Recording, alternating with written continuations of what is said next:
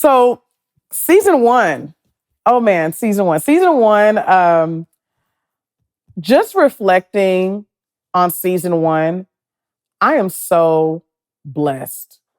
Probably overly blessed, if that's even a thing to be overly blessed.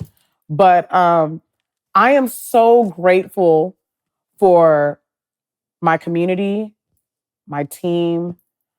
I mean, everybody has been, the feedback has just been something that I didn't even know. I had no idea that I would get the feedback that I did get. There's people that are reaching out that I don't even know personally. There's people that have seen me um, in public that would say, hey, I related to that person in episode so and so. And I just kind of want to just, y'all, if you haven't watched season one, you need to go watch that. That's all I'm gonna tell you. But I'm not gonna tell you everything that happened in every episode because we'd be here all day. Um, but I will just highlight some things that was the most memorable thing from the different episodes. So episode one, I think it was one of the most controversial episodes, in my opinion, because there was a statement that one of our guests said that triggered some of my fellow Christians. And it triggered some people just in the audience in general. And then there's certain things that others said that made people think and really made people just kind of sit down and say, wow, maybe I should go and actually talk to someone. Maybe I should actually really understand and write down my feelings. And maybe I should start writing down all the things that I feel like I should be doing and just pray about it. There's so many things. People got a lot of feelings from episode one. And episode one was like the test. Like, I didn't even know how episode was going to turn out. That episode was very, very, that was the episode I think that was like, okay, it's on now. Like, we here now. We here. And the ladies, funny enough, I actually have one of them that's here. The ladies didn't even know each other. And the way that conversation even happened, we just let it flow. I had an agenda, but we just kind of let it flow. I didn't know what these ladies were going to say. I didn't know what to expect. I didn't even know. I just didn't know anything. But I knew that God was in the room because it just worked. It just simply worked. And they connected and it was great. Episode two, man, that was, I think, episode two has a clip, actually. I think it's like a 7-minute or 8-minute clip that is actually probably the most watched clip of all the episodes. And I had that episode with Zakia Gradney of Trendy Guru. And she really made entrepreneurs think.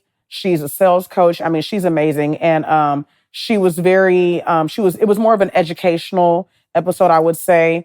And I think that episode, I was trying to, it's funny because when I was writing out Fellowship, when I was writing out the episodes, I remember episode one, Nana was the one that I for sure wrote down. I've always said I'm going to have Nana on an episode. I did not know that Courtney and Rosalind were going to be a part of that. It was just me spending time with God. I wrote their names down. And that's how you know it was God, because they said yes. They didn't even tell me no. So, and they didn't even hesitate. And so episode two, also, my episode, like Zakia coming and giving her gems and dropping so much knowledge about, entrepreneurship and just kind of like, her transition. She was coming out of corporate America. She was also in corporate America as long as I was, and then transitioning into the entrepreneurial phase and becoming very successful in it.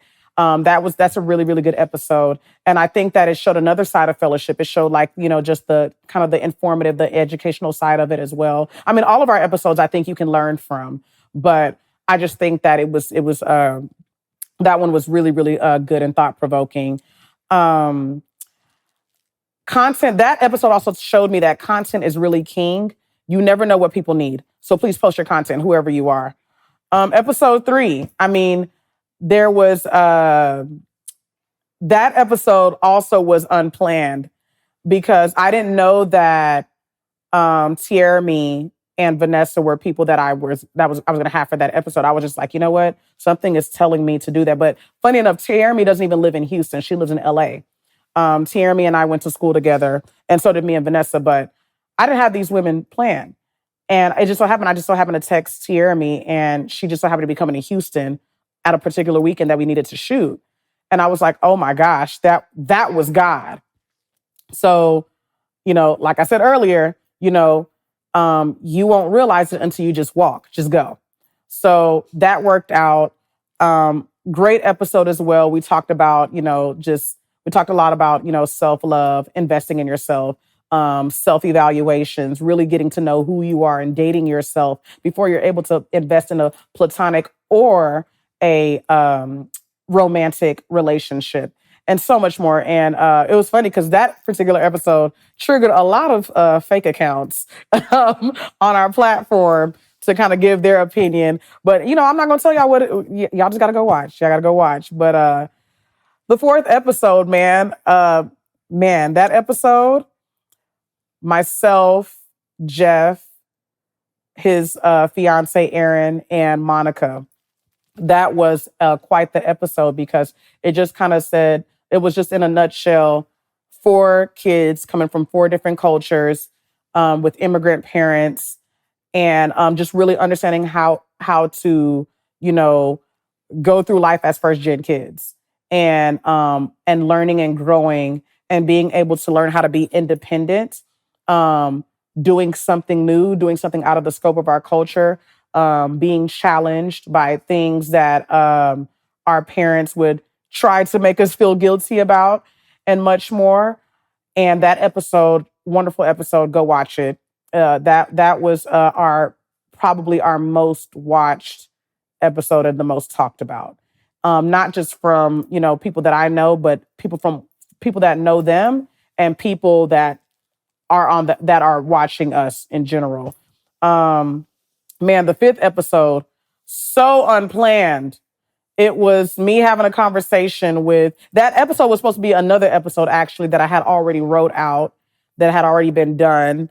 However, it ended up being that Gerald was going to be the person that's for that episode. And Gerald was not planned. I just so happened to have a conversation with Gerald. And based on our conversation, I felt like, God was like, led me to tell him that to come on the show. And he didn't hesitate to say yes. He was like, where do I sign up?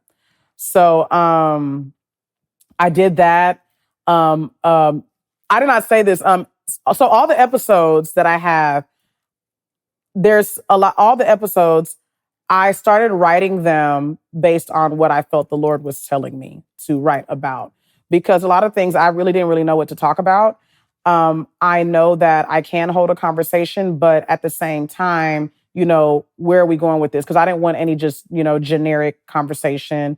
I didn't really care to talk about pop culture. I didn't really care to talk about a lot of different things, I just wanted to talk about things that had to do with personal growth development, and anything that steps outside of that scope, I'm not doing what I'm supposed to be doing.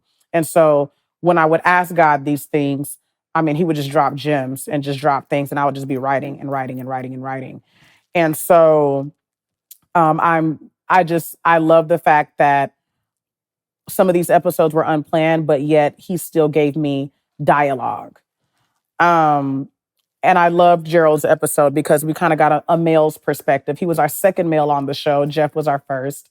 And just hearing from Gerald, who was a father, a businessman, a friend, a son to some, and a nephew or whatever. He's a lot of things, and he's a great communicator. Oh my gosh, a great communicator.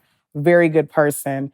And it's crazy because Gerald met my husband and I.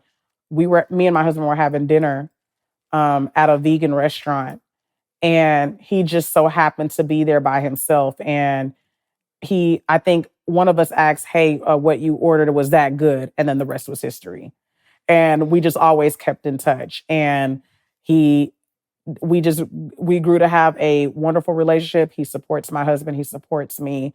And he still supports to this day. And so it's just amazing to see him be on the show and just us have that conversation as if we've known each other for 10 years. So I think that was really, really great. And that's what fellowship is all about, you know.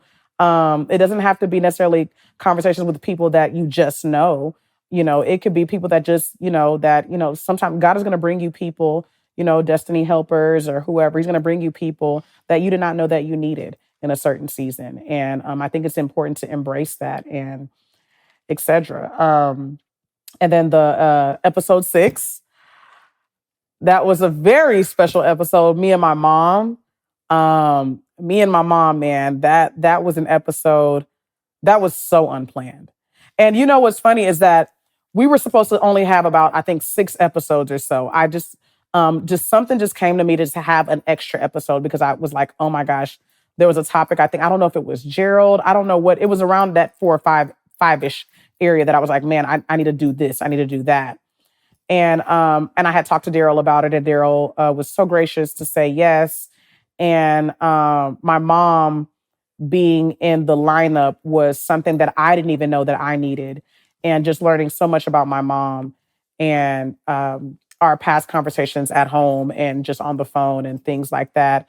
I learned a lot about her, and I didn't realize that we have a lot more in common than I think. And, that even me just saying that, I remember that used to trigger me when my brother would say that, because at a time, me and my mom's relationship was very up and down.